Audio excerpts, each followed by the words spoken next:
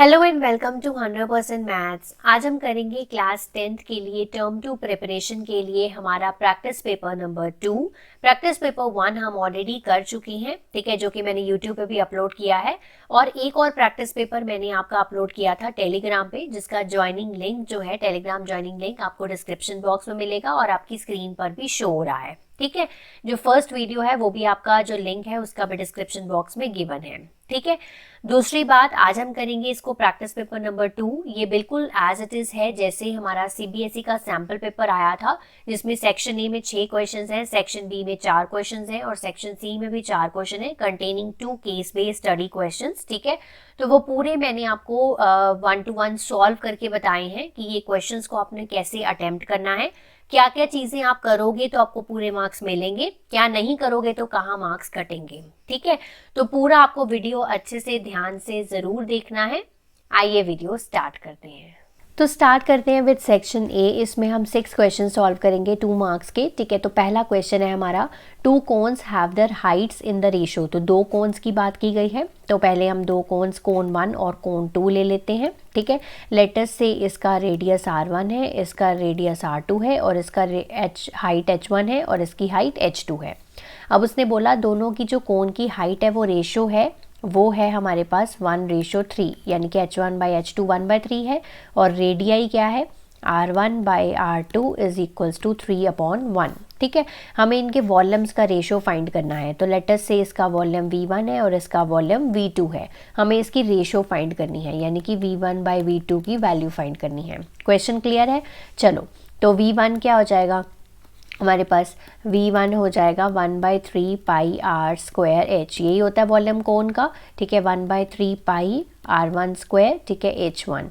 इसका volume v2 कितना हो जाएगा, 1/3 पाई r स्क्वायर h, ठीक है। r और h की वैल्यू पुट करो, r2 स्क्वायर एंड h2, ठीक है। अब v1/v2 कर लेते हैं। सो 1/3 पाई r1 square h1 divided by 1/3 pi r2 square h2, ठीक है।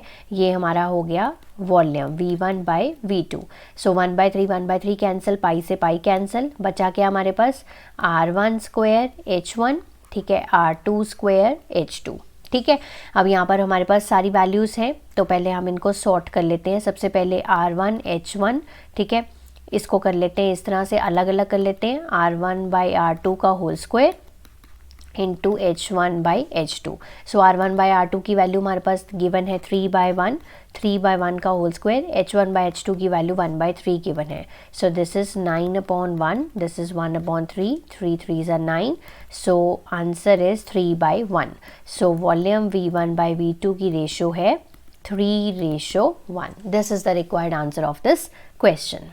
Question number 2, in the figure quadrilateral ABCD is circumscribing a circle. तो आप देख सकते हो ये ABCD हमारा क्वाड्रिलेटरल है, ठीक है, सर्कमस्क्राइबिंग का सर्कल, सर्कल इसके अंदर है, with centre O and AD is perpendicular to AB। ये वाला एंगल 90 डिग्री गिवन है। रेडियस गिवन है 10 सेंटीमीटर, ठीक है। तो ये हमें रेडियस गिवन है 10 सेंटीमीटर। अगर मैं O और P को भी ज्वाइन कर दूँ तो ये भी क्या हो जाएगा, 10 सेंटीमीटर रहेगा, क्योंकि OP जो है वो भी क्या है, रेडियस है, ठीक है। तो हमें x की वैल्यू फाइंड करनी है, x मतलब AB की जो लेंथ है वो हमें फाइंड करनी है, ठीक है।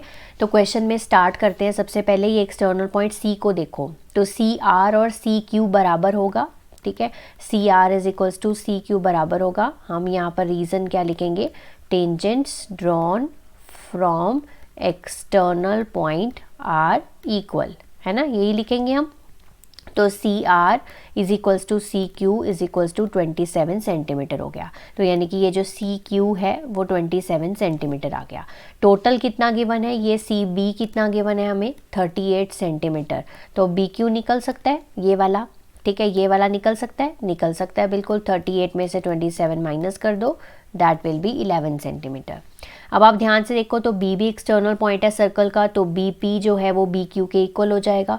सो BP is equals to BQ के इक्वल हो जाएगा 11 सेंटीमीटर। रीज़न सेम लिखना है, tangents drawn from external point are equal. तो ये देखो x की आधी चीज़ मैंने निकाल ली है 11 सेंटीमीटर, ठीक है। अब ये एंगल 90 डिग्री है, तो यहाँ से आप ध्यान से देखो तो ये स्क्वायर बना रहा है, ठीक है। तो ये भी साइड 10 सेंटीमीटर होगी और एक्सटर्नल पॉइंट से मतलब ए पी जो है वो ए एस के बराबर होगा, तो ये भी 10 सेंटीमीटर होगी। या फिर स्क्वायर की सारी साइड्स इक्वल होती हैं तो अब भी लिख सकते हो आप 10 सेंटीमीटर। तो यानी कि जो ए पी आ गया आपका वो आ गया 10 सेंटीमीटर। तो अब ए बी क्या हो जाएगा, ए बी हो जाएगा 10 + 11 that is equals to 21 centimetre. तो यानी कि एक्स की वैल्यू है आपकी 21 सेंटीमीटर, ठीक है। Next question number 3, 21st term of the A P आपको निकालनी है। सो पहले इसको सॉर्ट करके लिखेंगे, 4 2 ज़ा 8 और 1 9 -9/2 -3 और ये हो गया -3/2, ठीक है। इसमें ए क्या है आपका, इसमें ए है आपका -9/2, डी क्या हो जाएगा second term minus first term यानी कि -3 + 9/2, 2 एलसीएम -6 + 9 यानी कि 3/2। सो आपका जो कॉमन डिफरेंस आ रहा है वो 3/2 आ रहा है और फर्स्ट टर्म आ रही है -9/2। आपको क्या निकालना है 21st टर्म यानी कि A21। 21st टर्म को आप कैसे लिखते हो A + 20D, ठीक है। A कितना है आपका -9/2, 20 × 3/2, 2 10s सो -9/2 + 30, ठीक है। सो ये हो जाएगा -9 + 60 / 2। सो ये हो जाएगा हमारे पास 60 में से 9 गए, ये हो गया 51/2। तो अगर हम इसको मिक्स्ड फ्रैक्शंस में कन्वर्ट करके लिखें सो इट इज़ 25/2, ठीक है। तो ये है इसकी 21st term, clear. Question 4, roots of the quadratic equation. अब आप चाहे तो इसको सॉल्व कर सकते हो यूजिंग आपका डिस्क्रिमिनेंट फार्मूला या फिर सॉल्व कर सकते हो आप इसको फैक्टराइजेशन मेथड से, ठीक है। तो मैं इसको सॉल्व कर रही हूँ डिस्क्रिमिनेंट मेथड से। सो ए की वैल्यू है यहाँ पर 15, बी की वैल्यू है -10√6, सी की वैल्यू है 10। So discriminant is equals to b² - 4ac -10√6 का होल स्क्वायर 4 × 15 × 10। सो इसको कैसे सॉल्व करेंगे, ज़्यादातर बच्चों को ये प्रॉब्लम आती है तो ऐसे लिख कर देख लिया करो, माइनस से माइनस कैंसिल, 10 × 10 100 और √6 × √6 6 यानी कि 600, ठीक है। तो ये इस तरह से आप सॉल्व करोगे तो कभी मिस्टेक नहीं होगा। 4 × 15 60, 60 × 10 600 हो गया, ठीक है। तो ये 600 - 600 0 आ गया डिस्क्रिमिनेंट इसका। So x is equals to -b ± √t / 2a। -b का मतलब हो गया माइनस ऑफ 10√6 ± डिस्क्रिमिनेंट 0 है 2 × 15। सो ये हो गया 10√6 ± 0 और 2 × 15 30, ठीक है। सो 10√6 प्लस एक बार और एक बार माइनस, जब हमारा डिस्क्रिमिनेंट 0 होता है so we get equal roots, ठीक है। तो 10√6/30 थोड़ा सा और सिंप्लीफाई हो सकता है, 0 से 0 कैंसिल हो गया, ठीक है। तो √6/3 आपका इसका क्या है रूट्स है इसके, ठीक है जी। Question 5, in the figure if b1 b2 b3 and a1 a2 a3 have been marked at equal distances, ठीक है। तो आप देख सकते हो ये कंस्ट्रक्शन का क्वेश्चन है। तो ये पूछ रहा है कि C जो है, ये जो C है लाइन, ठीक है, ये पॉइंट जो है वो ए बी को किस रेशो में डिवाइड कर रहा है, ठीक है। तो नीचे आप देखो कि 8 पॉइंट्स हैं और ऊपर कितने हैं आपके 5 पॉइंट्स हैं। सो इट इज़ डिवाइडेड इन 8:5। तो आपको कोई भी फिगर देकर ये 2 मार्क्स का 1 मार्क का क्वेश्चन आपको पूछ सकते हैं, ठीक है। Next question number 6, the mode of the following data is 67, ठीक है। तो सबसे पहले हम ढूंढेंगे इसमें मॉडल क्लास और इसमें मिसिंग फ्रीक्वेंसी x ढूंढनी है हमें। तो मॉडल क्लास क्या हो जाएगी, अब देखो मोड है 67, तो 67 किस क्लास में लाई करेगा, ये हमारा 60 to 70 वाली क्लास में लाई करेगा। सो 60 to 70 वाली जो क्लास है वो हमारी मॉडल क्लास बन गई, ठीक है। मॉडल क्लास बन गई तो इसकी जो फ्रीक्वेंसी है वो f1 है और इसकी पुरानी मतलब पिछली फ्रीक्वेंसी f0 है और इसकी अगली फ्रीक्वेंसी f2 है, ठीक है। तो चलो मोड का फॉर्मूला लगाते हैं, this is L + f1 - f0 2 of f1 f0 f2, ठीक है, मल्टीप्लाई बाय h। आपको याद कराने के लिए मैं बता देती हूँ कि ये मैंने आपको बताया हुआ है 10/102, फिर बाद में इसको 2 से मल्टीप्लाई कर देना है, ठीक है। तो FF लगा देना है, आपका फॉर्मूला बन जाएगा। मोड क्या है आपका 67, ठीक है। एल क्या है, lower class limit of modal class यानी कि 60, ठीक है। पुट करो F1 F0 की value 15 minus X, 2 into 15 minus X minus 12, ठीक है। और H क्या है, size of class interval that is 10। 67 minus 60 is equal to 15 minus X, ये हो गया 30 माइनस एक्स माइनस 12 इंटू 10, ये हो गया 7 और इस 10 को मैं इधर लेके आ रही हूँ। This is 15 minus x, 30 minus 12, 18 minus x, cross multiply, ठीक है। 18 into 7 126 minus 7x 150 minus 10x, ठीक है।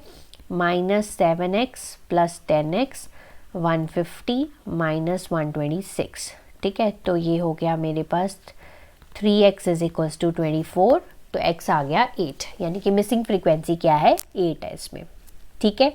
तो नेक्स्ट चलते हैं सेक्शन बी में। इसमें हम सॉल्व करेंगे 4 क्वेश्चंस ऑफ 3 मार्क्स ईच। तो सेक्शन बी का पहला क्वेश्चन है, if the sum of the first 4 terms of an AP is, ठीक है, यानी कि एस ऑफ 4 हमें गिवन है 40 and that of 14 terms, S of 14 कितना गिवन है 280। हमें निकालना है सम ऑफ इट्स 20 टर्म्स, ठीक है, यानी कि हमें एस ऑफ 20 निकालना है। 2 चीज़ें गिवन है और एक चीज़ हमें निकालनी है। तो सम का फॉर्मूला लगा लेते हैं। What is the formula of sum, n/2 2a plus n minus 1 into D, ठीक है। ये हमें गिवन है 40, n कितना गिवन है 4, क्योंकि s 4 है, ठीक है। तो 4/2 2a plus 4 minus 1 into D is equals to 40। थोड़ा सा और सिंप्लीफाई कर देते हैं, 2a plus 3d is equals to 40 और ये 2 राइट साइड पे आके डिवाइड हो जाएगा तो 20 रह जाएगा। तो पहली इक्वेशन बन रही है 2a plus 3d is equals to 20, ठीक है। ऐसे ही इसका कर देते हैं 14/2 2a plus 14 minus 1 into D का मतलब हो गया डी है नहीं तो ऐसे ही रहने देते हैं 280। 7 2a plus 13d is equals to 280। 7 को आप उधर ले जाइए तो डिवाइड हो जाएगा, सो इट इज़ लेफ्ट विथ 40, ठीक है। तो वही 40 आ गया, तो ये सेकेंड इक्वेशन बन गई, ठीक है। अब फर्स्ट इक्वेशन को इसके नीचे ले आओ, 2a plus 3d is equals to 20। तो कुछ भी करने की ज़रूरत नहीं है, सिर्फ साइंस चेंज करो और ये कट हो जाएंगे। 13 माइनस 3 10d, 40 माइनस 20 20, सो d आ गया आपका 2, ठीक है।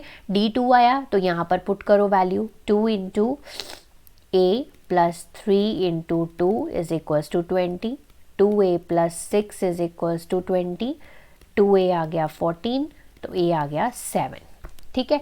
अब s ऑफ 20 निकालो। सो फॉर्मूला क्या है आपका, n/2, n मतलब 20/2, 2 इंटू a का मतलब हो गया 7 प्लस 20 माइनस 1 इंटू डी का मतलब हो गया 2।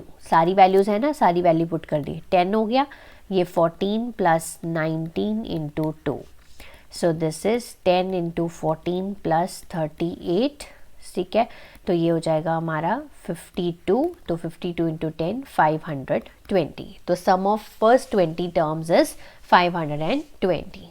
ऐसे आपको स्टेप बाय स्टेप सॉल्व करना है, तब भी आपको पूरे मार्क्स मिलेंगे। नेक्स्ट है हमारा क्वेश्चन नंबर 8। यहाँ पर मीडियन हमें गिवन है 16 है, ठीक है। Find the missing frequencies A and B if the total of the frequencies is 70। तो फ्रीक्वेंसी का टोटल जो हमें गिवन है वो हमें गिवन है 70।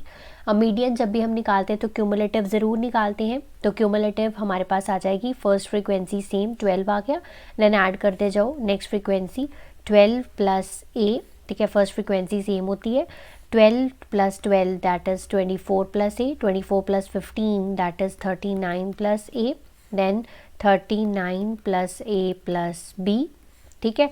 then 39 plus 6 45 plus a plus b, then 45 plus 6 51 plus a plus b, 51 plus 4 55 plus a plus b, ठीक है।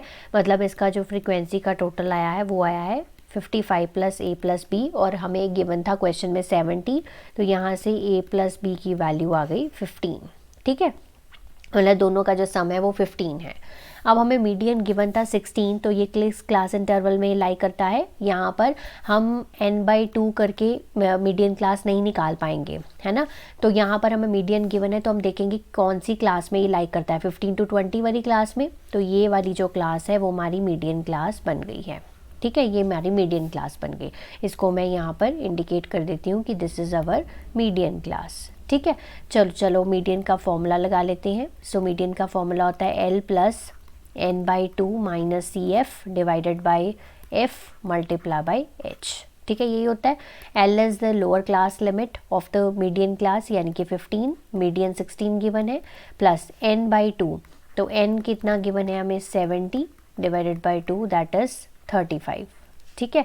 सो 35 माइनस क्यूमुलेटिव ऊपर वाली क्लास की लेते हैं, ये वाली क्यूमुलेटिव लेंगे हम, ठीक है। 24 माइनस ए हो जाएगा, क्योंकि बाहर माइनस है तो अंदर वाला साइन चेंज हो जाएगा। फ्रीक्वेंसी उसी क्लास की, यानी कि ये क्लास की 15, ठीक है। और एच आपका आ गया हमारे पास यहाँ पर 5, है ना, साइज ऑफ क्लास इंटरवल 5 है। 16 माइनस 15 इज इक्वल्स टू, ये हो जाएगा हमारे पास 11 माइनस ए अपॉन 15 इंटू 5, ठीक है। ये हो गया 1 और ये कट हो जाएगा 3 पे, ठीक है। तो 1 is equals to 11 minus A upon 3, ठीक है। इसको इधर ले जाते हैं, 3 is equals to 11 minus A, तो ए इधर आ गया, तो 3 उधर चला जाएगा, तो ए की वैल्यू आई 8, ठीक है। सो अब यहाँ पर पुट करेंगे 8 plus B is equals to 15, तो b आ गया हमारा 7। तो यहाँ पर a की वैल्यू है 8 और b की वैल्यू है 7, टोटल करेंगे तो 15 बन रहा है, तो मतलब हमारा आंसर क्या है, करेक्ट है। Question number 9, solve for x। तो ये क्वाड्रेटिक इक्वेशन से है, तो पहले क्वाड्रेटिक बनानी पड़ेगी हमें। तो लेफ्ट साइड को हम एलसीएम ले लेंगे, सबसे पहले सॉल्व करेंगे, सिंप्लीफाई करेंगे। तो x+1 x+2 हमने एलसीएम ले लिया, तो यहाँ पर 1 है, तो 1 इंटू x+2 हो गया, प्लस 2 इंटू x+1, सिंपल हमने लिया LCM, is equals to 4 upon x+4, इसको अभी ऐसे ही रहने दो। थोड़ा सा लेफ्ट साइड को और सिंप्लीफाई करते हैं। So this is x+2 plus 2x plus 2 divided by, नीचे भी हम सिंप्लीफाई करेंगे, x का square plus 2x plus 1x plus 2 is equals to 4 upon x+4। एक और स्टेप में सिंप्लीफाई करेंगे, x प्लस 2x, ये हो गया 3x प्लस 4, नीचे भी एक स्टेप और सिंप्लीफाई हो जाएगा, x² plus 3x plus 2 is equals to 4 upon x+4। अब करो क्रॉस मल्टीप्लाई। सो क्रॉस मल्टीप्लाई करके आ रहा है 3x plus 4 x+4, 4 into x² plus 3x plus 2। अब फिर से मल्टीप्लाई करो एक और step, 3x², 3x into 4, 3x into 4 ये हो जाएगा 12x plus 4 into x, then 4 into 4 16, 4x² 12x plus 8, ठीक है। अब सारी टर्म्स को हम लेफ़्ट साइड पे ले जाते हैं, यहाँ सारी टर्म्स को उठाकर आप राइट साइड पे ले आओ। उसके पहले ये 12x और 12x सीधे सीधे यहाँ से कट रही हैं, तो मैं सारी टर्म्स को उठा के राइट साइड पे लेके जा रही हूँ, ठीक है। तो 4x² माइनस 3x² हो गया, माइनस का 4x आ गया इधर, और प्लस का 8 और माइनस का 16, ठीक है। अब 4x² माइनस x² कितना हो गया, x² minus 4x minus 8 is equals to 0। अब इसकी जो फैक्टर्स हैं वो हमारे निकल नहीं रहे हैं, सो हम इसको डिस्क्रिमिनेंट मेथड से सॉल्व करेंगे।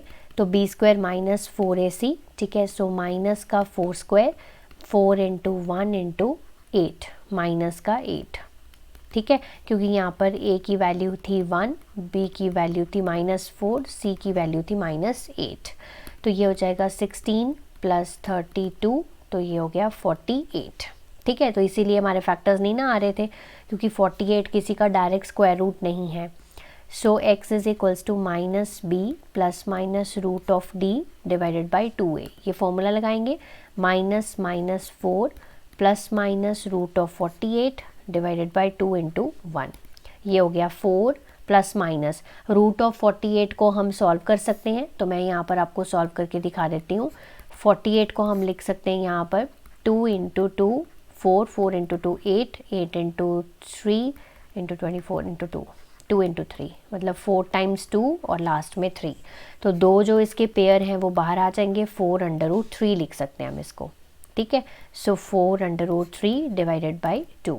सो एक बार प्लस 4 + 4√3 डिवाइड बाई 2, एक बार माइनस।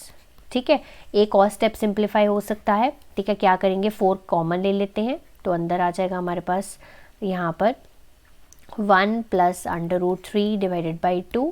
ठीक है, यहाँ पर भी सेम 4 कॉमन ले लेते हैं, 1 - √3 डिवाइडेड बाई 2। 2 2 से कैंसिल, यहाँ से 2 से 2 कैंसिल, 2 × 1 + √3। ठीक है, 2 × 1 - √3।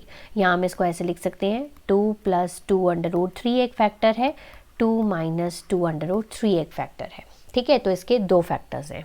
क्लियर। नेक्स्ट है सेक्शन बी का ये लास्ट क्वेश्चन है। In the given figure 2 tangents T P and T Q. तो आप देख सकते हो कि टी एक्सटर्नल पॉइंट है, तो टी पी और टी क्यू 2 टेंजेंट्स हैं। They are drawn to the circle with centre O from an external point T. तो हमें प्रूव करना है कि ये जो एंगल पी टी क्यू है, ये वाला एंगल जो है, this is twice of angle O P Q.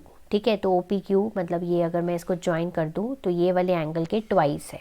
ठीक है, तो चलिए हम स्टार्ट करते हैं। सबसे पहले जो हमें पता है बेसिकली उससे स्टार्ट करते हैं। तो हम देख सकते हैं कि जो एक्सटर्नल पॉइंट टी है आपका, है ना, एक्सटर्नल पॉइंट टी है, वहाँ से जो टी पी है वो टी क्यू के इक्वल होगा। ठीक है, तो हम यहाँ पर रीज़न मेंशन करेंगे, tangents drawn from external point are equal. ठीक है, तो ये टेंजेंट्स ड्रॉन जो हैं वो बिल्कुल इक्वल हैं। ठीक है, अब टेंजेंट्स अगर ड्रॉन इक्वल हैं तो हम मान सकते हैं कि ये वाला जो एंगल है, ये वाला एंगल है, ये इसको मान लेते हैं हम यहाँ पर एंगल, यहाँ पर एंगल 1 और ये एंगल 2। तो हम ये कहेंगे कि एंगल 1 जो है वो एंगल 2 के इक्वल है। क्या रीज़न लिखेंगे हम यहाँ पर, क्योंकि साइड्स बराबर हैं, तो angles opposite to equal sides are equal. ठीक है, यहाँ से ये लिख सकते हैं हम यहाँ पर। अब ये जो OP है ये क्या है, रेडियस है। ये OQ भी क्या है, अगर मैं OQ को यहाँ पर ज्वाइन कर दूँ तो ये OQ भी रेडियस है। और जो OP है वो परपेंडिकुलर है हमारे TP के, है ना। ये जो OP है this is perpendicular to TP, क्योंकि रेडियस जो है this is perpendicular to tangent. इतनी बात तो आपको पता ही है।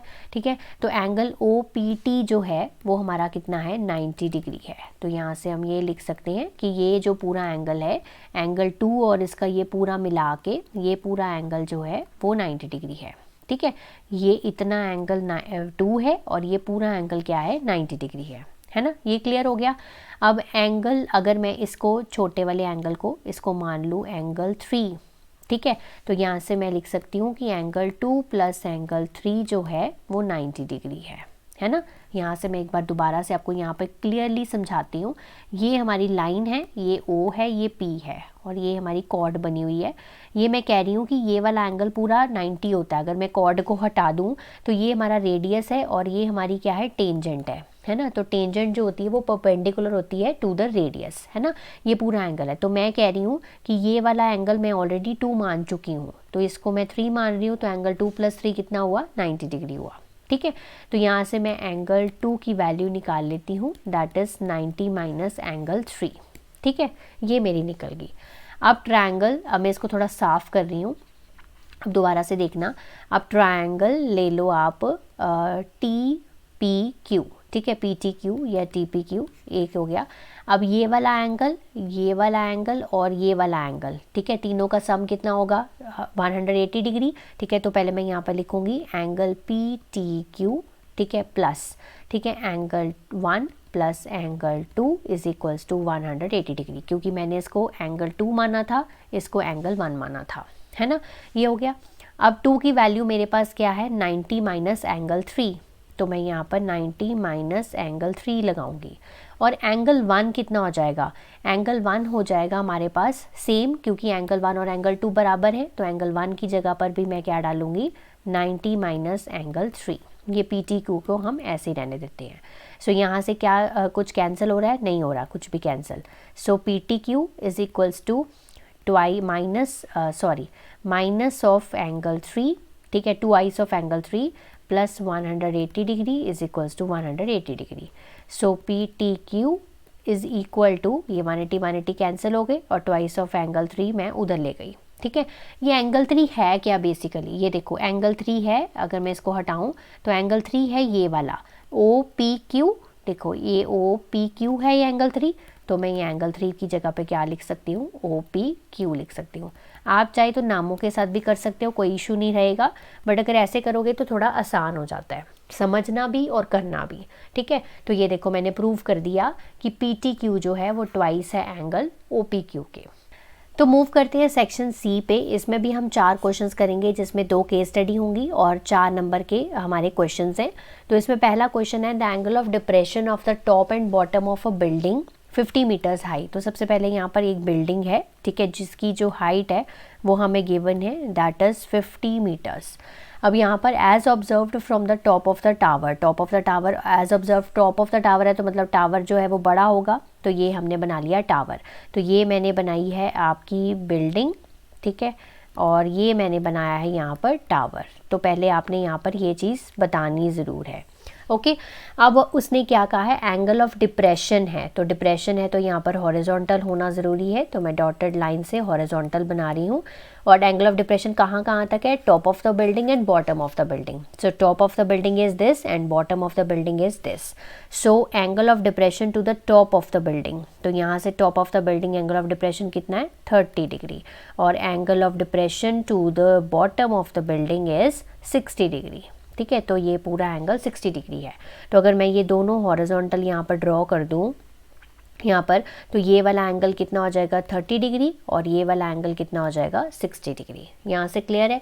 हमने क्या क्या निकालना है, हाइट ऑफ द टावर, यानी कि मैं मान लेती हूँ कि h जो है वो हाइट ऑफ द टावर है, and horizontal distance between building and tower, यानी कि ये वाला डिस्टेंस हमें निकालना है, इसे मैं मान रही हूँ x। ठीक है, तो सबसे पहले हम 2 लाइनें यहाँ पर लिखेंगे, let height of the tower is, ठीक है, तो height of the tower is h metre and the distance between building and tower, मैं बी एंड टी लिख रही हूँ यहाँ पर, आप पूरा लिखेंगे, ठीक है, is equals to x metre. ठीक है, बिल्डिंग एंड टावर के बीच का जो डिस्टेंस है वो x मीटर है। पहले इस फिगर को हम लेबल करेंगे A B C D and E। ठीक है, तो यानी कि हमें AC फाइंड करना है और DC फाइंड करना है। क्लियर। अब ये जो है हमारा 50 मीटर है, तो ये भी हमारा 50 मीटर हो जाएगा। ठीक है, और अगर ये हमारा x है तो ये भी हमारा x हो जाएगा, क्योंकि opposite sides of a rectangle are equal. So हम यहाँ पर लिखेंगे ED जो है वो BC के इक्वल हो जाएगा 50 मीटर। ठीक है, और जो हमारा EB है वो हमारा DC के इक्वल हो जाएगा x मीटर। ये पूरा हमारा h है, तो ये कितना रह जाएगा, h माइनस 50। ठीक है, तो यानी कि जो AB है वो हमारा रह गया h माइनस 50 मीटर। ठीक है, तो हमारे पास यहाँ पर 2 ट्रायंगल्स हैं, नाम मैं बता देती हूँ आपको, इन ट्रायंगल ABE, ठीक है, और दूसरा ट्रायंगल है मेरे पास यहाँ पर ADC, है ना। अब दोनों ट्रायंगल्स को बारी बारी से सॉल्व करते हैं। अब यहाँ पर इसका एंगल कितना है 30 degree, so tan 30 degree is equals to perpendicular, perpendicular क्या है आप h माइनस 50 और बेस क्या है आपका x। tan 30 की वैल्यू 1/√3 होती है, h minus 50 upon x, cross multiply. ठीक है, x is equals to h minus 50 into √3। ठीक है, यहाँ से मैंने x की value in terms of h निकाल के रख ली है, जब दूसरी बार में आएगी तो वहाँ पुट कर दूँगी। अब ट्रायंगल ADC पे चलो, बड़े वाले ट्रायंगल पे। सो ये हो जाएगा tan 60 डिग्री, परपेंडिकुलर h है और बेस क्या है x है। tan 60 की वैल्यू √3 होती है, h को ऐसे ही रहने देते हैं, x की वैल्यू मैं यहाँ पर पुट कर रही हूँ। सो h माइनस 50 इंटू √3। ठीक है, ये मैं इधर क्रॉस मल्टीप्लाई करूँगी, √3 इंटू √3 हो गया 3h into 3 into h minus 50 is equals to h। ठीक है, अब इसको सॉल्व करो, 3h minus 50 into 3 150 is equals to h। h को मैं इधर ले आती हूँ, 3h माइनस h और 150 को उधर ले गई, जो 2h is equals to 150, h आ गया 75। ठीक है, तो h की वैल्यू आ गई 75, यानी कि जो हाइट ऑफ द टावर है वो आपका कितना है 75 मीटर है। हमें x भी निकालना था, तो यहाँ पर इसकी वैल्यू पुट करो, तो x है 75 माइनस 50 इंटू √3, ठीक है 25√3, यानी कि डिस्टेंस है 25√3। आप चाहे तो उसको यहाँ पर छोड़ सकते हैं, अदरवाइज़ आप पुट करके वैल्यू 1.732 पुट करके आप यहाँ पर निकाल सकते हैं। So answer will be 43.25 metres. Next question आ जाता है हमारा question number 12। The water is flowing through the cylindrical pipe, ठीक है, तो सिलेंड्रिकल पाइप है इस तरह की, ठीक है, इसमें से पानी जो फ्लो करके सिलेंड्रिकल टैंक में जा रहा है, देखो सिलेंड्रिकल टैंक में जा रहा है पानी, तो ये इस तरह से फिगर बनेगी, सिलेंड्रिकल पाइप से पानी निकल के सिलेंड्रिकल टैंक में जा रहा है, ठीक है।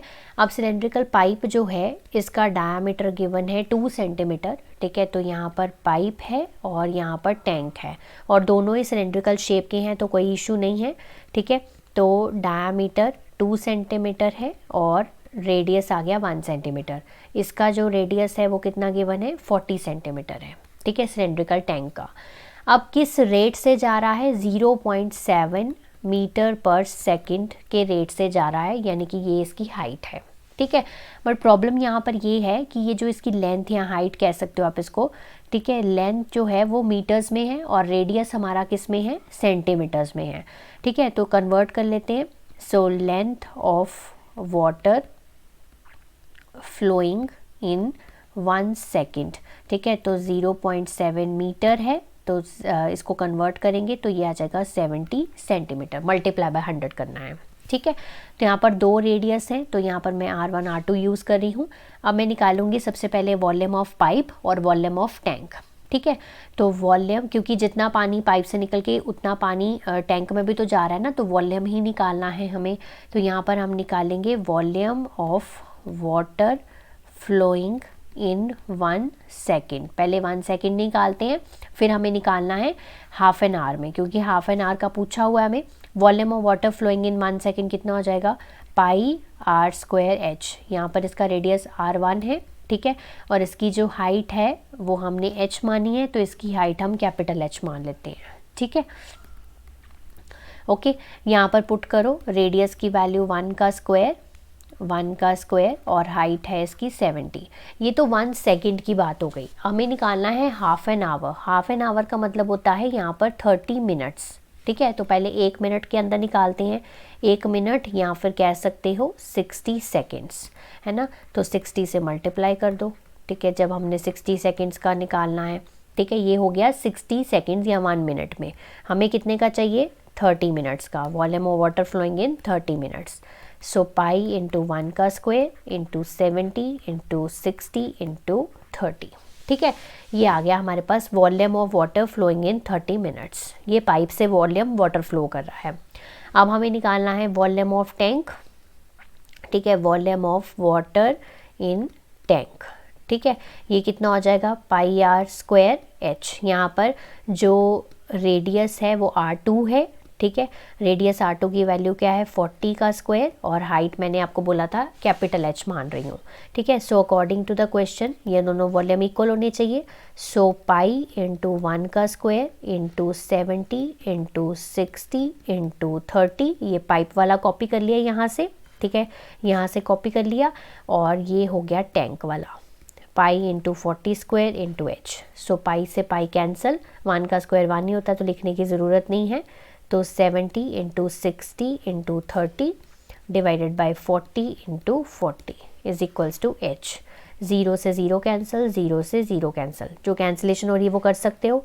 सो 2 2 ज़ा 4, 2 3 ज़ा, सो ये 2 पे चला जाएगा और ये 35 पे, ठीक है। तो ऊपर बचा क्या 35 इंटू 3 इंटू 3, यानी कि 315 बाई 4, ठीक है। तो इसको डिवाइड करेंगे तो वी विल गेट 78.75 सेंटीमीटर। ये है how much will the water rise in the tank in an half an hour. So this is the required answer of this question. Next है केस स्टडी नंबर 1, क्लाइनोमीटर। क्लाइनोमीटर एक ऐसा tool है जो angle of elevation major करने के लिए काम आता है।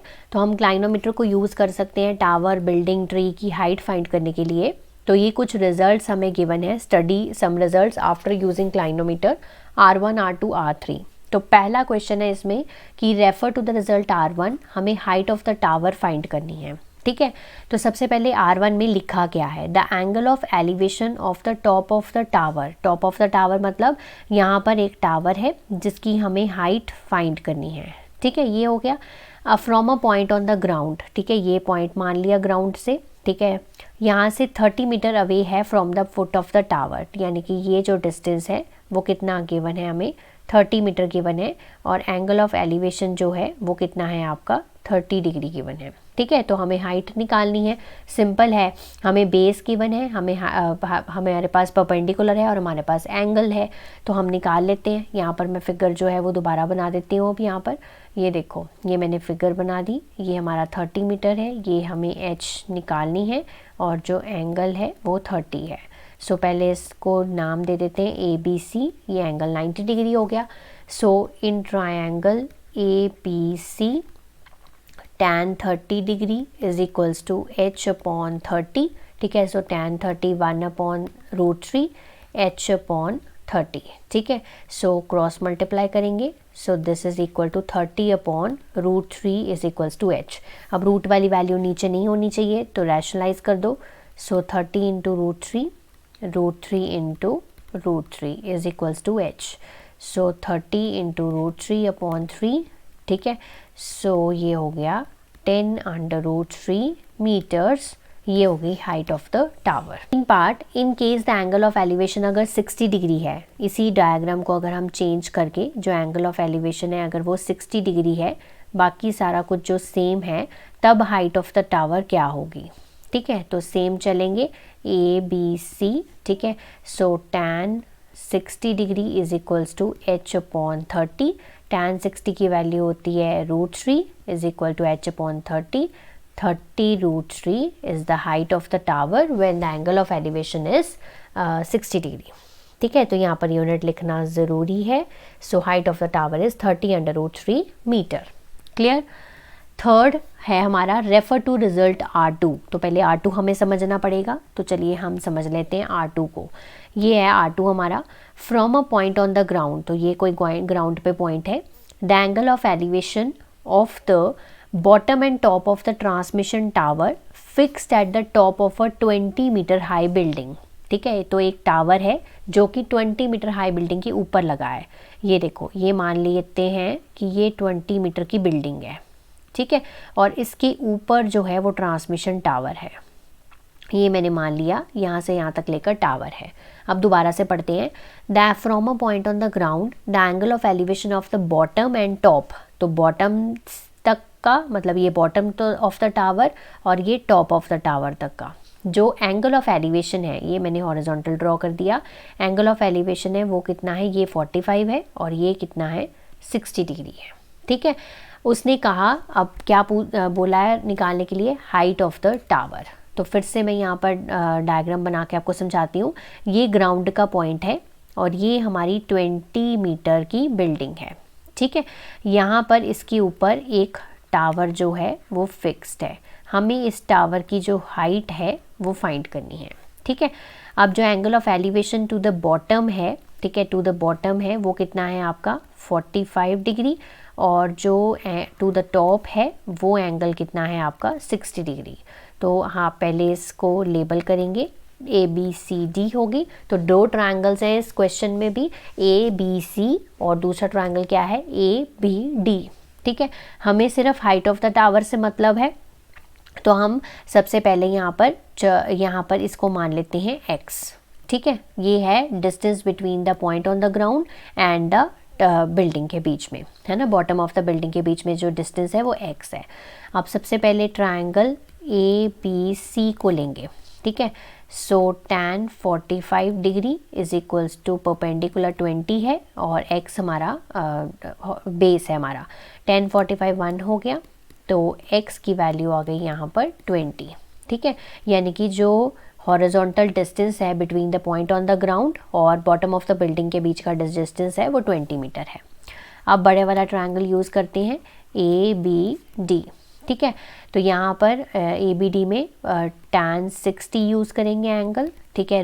हमारा परपेंडिकुलर क्या है आपका h+20, ठीक है, क्योंकि परपेंडिकुलर ये पूरा लेंगे ना हम h+20 और हमारा x, ठीक है। सो tan 60 की वैल्यू आ गई √3 h प्लस 20 और x की वैल्यू भी हमने 20 निकाली है। So 20√3 is equals to h plus 20, 20√3 minus 20 is equals to h, 20 into √3 minus 1, ठीक है, मीटर। ये आ गई आपकी height of the tower in the result R2, ठीक है।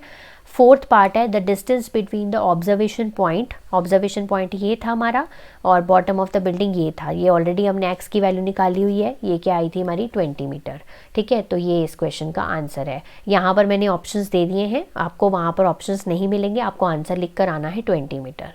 नेक्स्ट केस स्टडी नंबर 2, कोविड-19 पैंडमिक, ठीक है, also known as corona virus pandemic is an ongoing pandemic of corona virus disease caused by the transmission of severe acute respiratory syndrome, ठीक है, among humans। तो यहाँ पर ये डेटा गिवन है हमें, ये स्टैटिस्टिक्स का क्वेश्चन बन जाता है। तो टेबल 1 गिवन है और टेबल 2 गिवन है, ठीक है।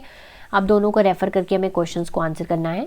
तो सबसे पहला क्वेश्चन है वो हमारा गिवन है, refer to table number 1। Table number 1 को देखो, average age for which the maximum cases occurred, ठीक है, ओके।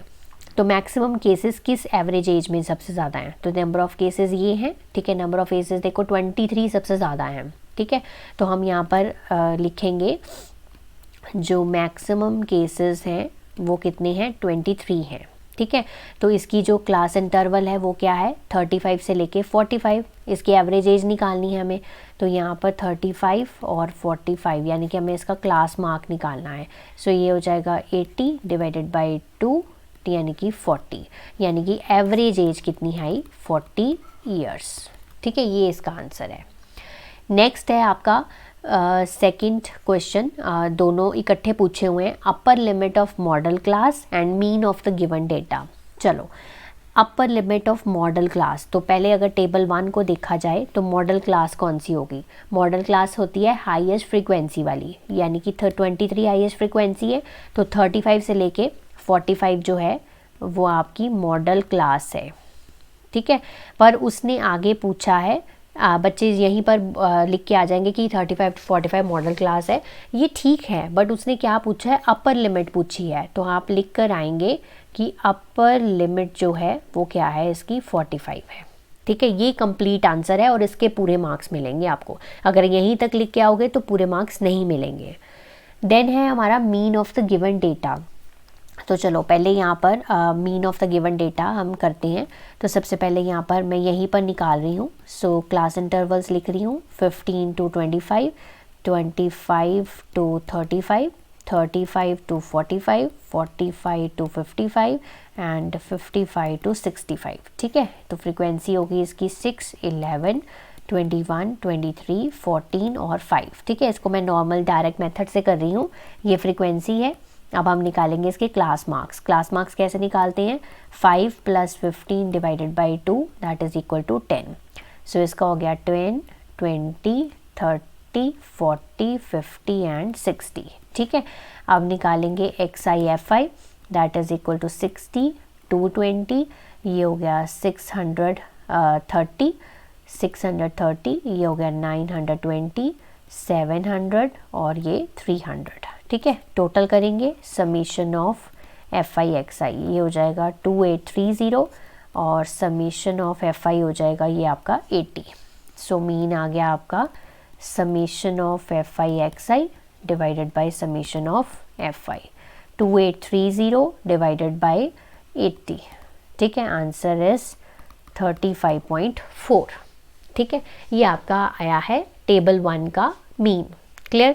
तो आंसर है इसका mean of the given data is 35.4, okay. Next refer to table number 2। तो ये रहा हमारा टेबल नंबर 2। तो टेबल नंबर 2 में हमें सबसे पहले मोड निकालने के लिए मॉडल क्लास ढूंढनी पड़ेगी। तो मॉडल क्लास आएगी ये वाली आपकी, क्योंकि इसकी सबसे हाईएस्ट फ्रीक्वेंसी है। सो 35 से लेके 45 वाली मॉडल क्लास है। अब ये इसकी फ्रीक्वेंसी F1 हो जाएगी, ठीक है। ये जो पिछली वाली फ्रीक्वेंसी F0 और अगली वाली फ्रीक्वेंसी F2 हो जाएगी, ठीक है। So mode is equal to, formula put करेंगे L + F1 - F0 2 of F1 F0 minus F2 multiply by H, ठीक है। L is a lower class limit यानी कि 35, that is 42 minus 10, 2 into 42 minus 10 minus 24, ठीक है, और H आ जाता है आपका 10, ठीक है।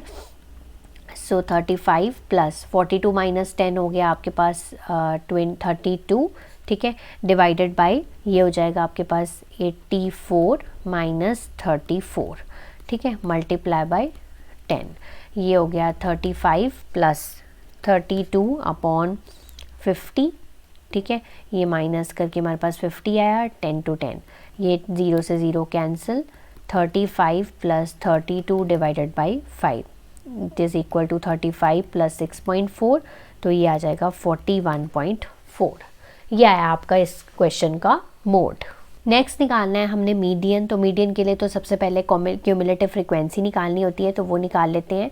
8, ये हो गया 24, 24 प्लस 10 34, 34 प्लस 42 ये हो जाएगा हमारे पास 76, 76 प्लस 24 100, 100 प्लस 12 112, ठीक है, ये हो गया हमारे पास 112, तो ये n आया आपका 112, तो टोटल फ्रीक्वेंसी का कितना है 112। अब निकालनी है हमें मीडियन क्लास, तो 112 divided by 2 is equal to 56, ठीक है। तो 56 से जस्ट बड़ी वैल्यू कौन सी है, ये वाली, तो मतलब ये 76 ये वाली जो क्लास है वो हमारी मीडियन क्लास है, यानी कि 35 से लेके 45 तक। चलो मीडियन क्लास निकलाई, median is equals to L plus n by 2 minus cumulative frequency divide by frequency multiply by H। L क्या है, lower class limit 35, n by 2 क्या आया था आपका 56, क्यूमुलेटिव हमने लेनी होती है ऊपर वाली क्लास की यानी कि 34, ठीक है, फ्रीक्वेंसी उसी क्लास की 42, H कितना है आपका 10 है, ठीक है। सो 35 प्लस 22 बाई 42 इंटू 10, ठीक है, तो इसको हम कैंसिल कर देते हैं 2 के टेबल पे, ये आ जाएगा 21 और 5 से कैंसिल हो गया, सो ये आ गया 35 plus 110 divided by 21, so 35 plus ये डिवाइड करके 5.2 आएगा, so it is equal to 40.2, ठीक है, तो ये इस क्वेश्चन का मीडियन है। सो आई होप आज की वीडियो के क्वेश्चंस आपको अच्छे से क्लियर हो गए हैं। नेक्स्ट वीडियो मिलूंगी नेक्स्ट पेपर के साथ, तब तक आप इसको प्रैक्टिस करिए, रिवाइज करिए। Have a nice day to all of you.